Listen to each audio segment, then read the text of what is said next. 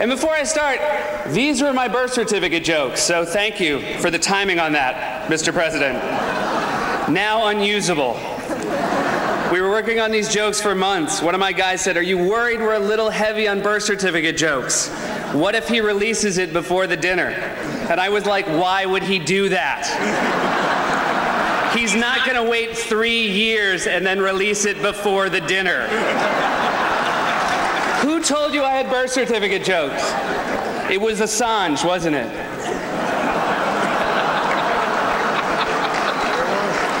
Is Biden still vice president? Because if not, I'm down to thank you and God bless America. And then, of course, there's Donald Trump. Donald Trump has been saying that he will run for president as a Republican, which is surprising since I just assumed he was running as a joke.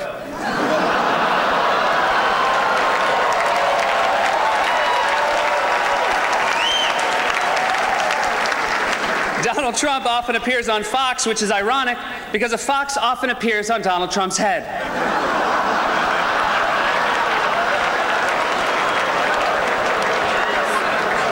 If you're at the Washington Post table with Trump and you can't finish your entree, don't worry, the fox will eat it.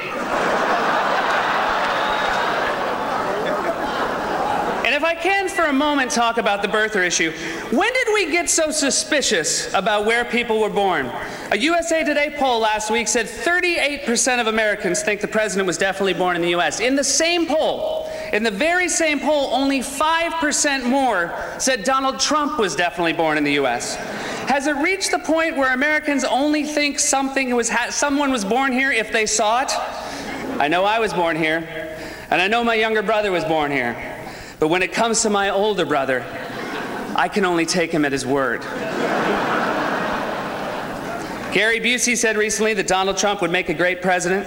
Of course, he said the same thing about an old rusty birdcage he found.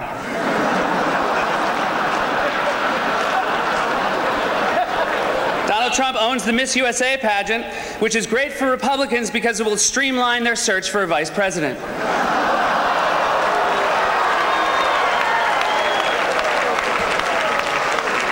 Donald Trump said recently he has a great relationship with the blacks, though unless the blacks are a family of white people, I bet he's mistaken.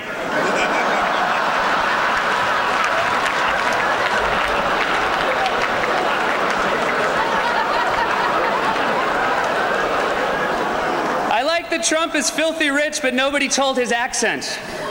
His whole life is models and gold leaf and marble columns, but he still sounds like a know-it-all down at the OTB.